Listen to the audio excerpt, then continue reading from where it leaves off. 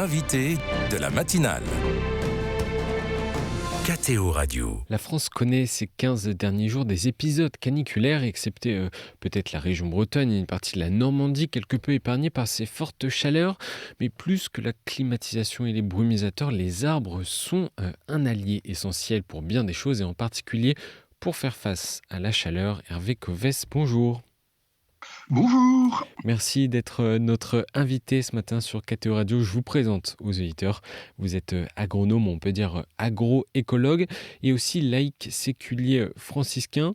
Votre mission ces dernières années est notamment d'accompagner les agriculteurs dans l'aménagement d'agroforesterie de leurs parcelles. Alors Hervé Covès, je vous propose que l'on s'intéresse d'abord aux zones urbaines, aux arbres et aux zones urbaines où la température est souvent supérieure à cause du bitume, du béton. Quel est le rôle des arbres pour réduire la température dans ces zones-là ? Oh, j'ai quelque chose d'important à vous dire. La vie est belle.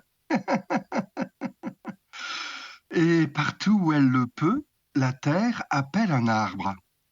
C'est-à-dire que lorsqu'on laisse la nature évoluer spontanément, quel que soit l'emplacement de la planète, sur les terres émergées, une forêt se met à couper, à pousser. Et c'est nous qui, justement, la coupons pour nous installer. L'arbre a un pouvoir de transpirer, d'évaporer de l'eau, et donc par là même de rafraîchir. De par aussi sa photosynthèse, nous, on est des animaux, nous respirons, nous brûlons des sucres et nous dégageons de la chaleur. Un arbre, il fait exactement l'inverse d'un humain ou d'un animal. Il prend des gaz et les condense pour en faire des sucres. Au lieu de brûler, il condense et donc il crée du froid. Voilà. Ce qui fait que quand il y a des arbres en ville, la température diminue. Elle diminue de façon quelquefois importante, globalement, dans un cœur de ville arboré, par rapport à une partie qui ne serait pas. La température est de 4 degrés plus bas en moyenne, mais lorsqu'on fait référence à la température du sol, entre une route qui est inondée de soleil, cette route peut quelquefois atteindre des températures de 60, 70 degrés, 71 degrés hier, avec la grosse canicule juste devant chez moi, alors que sous les arbres, la température était aux alentours de 35 degrés. Vous voyez, 35 degrés plus bas sur le sol, à l'ombre des arbres. Voilà, cette différence est tout à fait prodigieuse, mais alors bien évidemment, les arbres, c'est beau, ça fait de la fraîcheur, ça fait aussi de l'ombre, et lorsqu'il fait moins chaud, l'ombre peut être gênante. Et puis après, il y a cette histoire tout le temps qu'un arbre, ça peut s'effondrer, ça peut tomber. Et on a aussi eu cette énorme tempête il y a la semaine dernière, là maintenant, c'est juste il y a quelques jours. Et cette tempête qui a fait tomber plein d'arbres dans la ville, fracassant des voitures, des toitures. Et voilà, donc il y a aussi bien sûr des problèmes liés à la présence de l'arbre, mais par chance, nos techniciens, tous les agents qui entretiennent les arbres en ville, ont des méthodes maintenant pour que les arbres soient plus robustes et durent plus longtemps, notamment au travers de les tailler en forme de tétard ou de trogne. Hervé, Ce sont des structures qui peuvent permettre aux arbres de beaucoup moins s'effondrer, d'avoir un tronc plus solide et des branches plus petites que l'on coupe tous les 5 ans, tous les 10 ans simplement. Et donc elles n'ont pas le temps de vieillir trop longtemps et de s'effondrer sur les passants ou sur les voitures. Hervé Covès, certaines municipalités font encore le choix de retirer des arbres. Certaines promettent d'en replanter davantage encore. La coupe d'arbres est-elle compensable par la plantation de nouveaux jeunes arbres ? Mais alors, oui, il y a le temps, le temps l'emporte toujours sur l'espace, et le fait de planter des arbres est toujours une bonne chose, et ce dont on en coupe, on en replante, et dans 20 ans, dans 30 ans, et quelquefois, les gens peuvent s'émouvoir fortement de de la présence, d'abattage d'un très vieil arbre. Et ça, c'est toujours quelque chose de déchirant et de complexe à gérer pour les personnes et notamment pour les élus, hein, qui ont la responsabilité des personnes qui vivent en ville, hein, et la responsabilité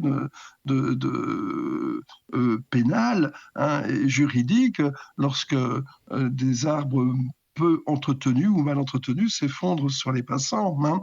Voilà, donc c'est tout le temps des moments compliqués, mais planter des arbres est sûrement une bonne chose. Compenser simplement par les arbres coupés par d'autres, c'est peut-être insuffisant aujourd'hui, hein, où on sent que la présence d'arbres est attendue impatiemment et massivement par les gens, hein, Mmh. parce que simplement ça climatise mieux les villes. Et puis après, l'autre aspect lié aux arbres, hein, c'est que quand on réouvre les trottoirs, qu'on réouvre le bitume pour y planter des arbres, eh ben, on crée une forme de porosité qui permet à l'eau de s'infiltrer dans le sol et à éviter qu'il y ait trop d'eau qui tombe dans les caniveaux et se retrouve directement dans les rivières pour provoquer des crues immenses lorsqu'il y a des gros événements pluvieux, hein. Donc, on a à réfléchir à ça, à rendre les villes plus poreuses, à planter des arbres. Enfin, tout ça répond aux mêmes enjeux d'adapter tout simplement, hein, nos lieux de vie au réchauffement climatique et en faisant ça, d'espérer, de tenter de mieux vivre tout en compensant, même si c'est tout petitement, hein, mais en commençant par des gestes primordiaux, simples et quelquefois minuscules, juste laisser pousser un arbre, de permettre aux humains de réparer des problèmes qu'ils causent et qu'ils continuent de causer sur Terre. Mm. La forêt recouvre presque un tiers du territoire français. Vous parliez d'adaptabilité de nos zones urbaines. Dans quel état est, elle, la forêt face à au changement climatique aujourd'hui? Alors, il faut être assez vigilant sur ce qu'on appelle une forêt. Dans les forêts relativement naturelles, euh, euh, on voit que des adaptations apparaissent, hein, la forêt est capable de se cicatriser de tempêtes, de 99 notamment, et il y a des endroits où on a vu de nouveaux types de forêts apparaître, hein, qui sont tout à fait adaptés aux évolutions du climat.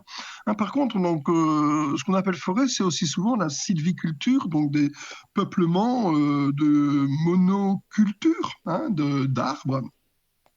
Et là, effectivement, ces massifs-là, hein, de plantations de Douglas, de sapins blancs, même de hêtres à certains endroits, sont grandement en danger et on les voit s'effondrer, on les voit de plus en plus malades, on les voit de moins en moins adaptés aux zones dans lesquelles nous vivons, hein. Et donc, des instituts de recherche ont pu même produire des cartes, par exemple, sur la répartition du hêtre. Le hêtre qui est présent dans à peu près toute la France aujourd'hui, sauf peut-être un petit peu moins dans la zone méditerranéenne. Eh ben, le hêtre n'existera d'ici 2100 que dans un grand quart nord-est de la France. Et partout ailleurs, il aura disparu ou peut-être réfugié encore un petit peu en altitude dans certains massifs montagneux. Voilà, donc les forêts vont changer, les forêts vont évoluer, les forêts de hêtres sont en difficulté et vont l'être de plus en plus a priori, hein. Et, par contre, elles vont être remplacées par d'autres types de forêts. Et c'est ce changement qui est quelquefois difficile à accepter, à comprendre ou même à vivre.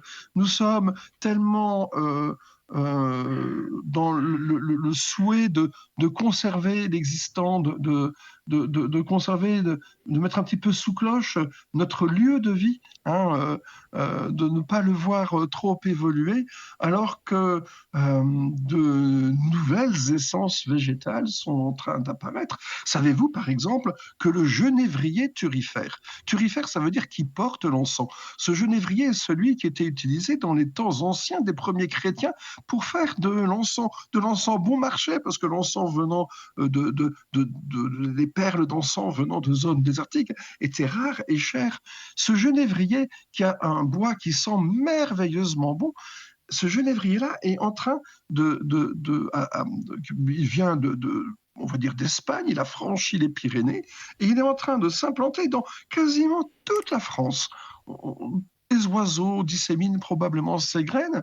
C'est un arbre qui peut devenir majestueux, 20 à 25 mètres de haut, capable de supporter des plus grandes canicules, capable de supporter de la grande aridité et même par autre moment d'avoir ses racines inondées et même capable de supporter le feu au point que lorsque il fait très chaud, il envoie dans l'atmosphère toute sa résine, toutes ses essences, hein, qui lui donnent cet excellent et merveilleux parfum, qui fait que lorsque le feu arrive, si jamais feu il y a, eh ben, toutes les essences ont disparu, il ne reste que du bois gorgé d'eau qui ne brûle pas. Vous voyez, Mm. cet arbre est capable de faire des massifs forestiers qui ne brûlent pas. Voilà, et ça aussi, c'est un grand L'adaptation, oui. sujet d'espoir Mm. dans les adaptations du climat. Que Et ce soit ce genévrier porte encens qui vienne à la rescousse de nos forêts. Je trouve ça tout à fait merveilleux et même peut-être comme une espèce de clin d'œil de là-haut. Hervé Covès, en 50 ans, les mentalités ont beaucoup évolué sur notre rapport à la maison commune. La population s'émeut d'ailleurs facilement face à l'abattage d'arbres. Pourquoi y sommes-nous aujourd'hui particulièrement sensibles, en quelques mots? C'est, je pense, tout simplement une quête de sens. Quête de sens dont beaucoup de nos concitoyens ressentent cette nature plus grande que nous, qui nous dépasse complètement. Cette nature, cette création qui dit quelque chose de plus grand que nous.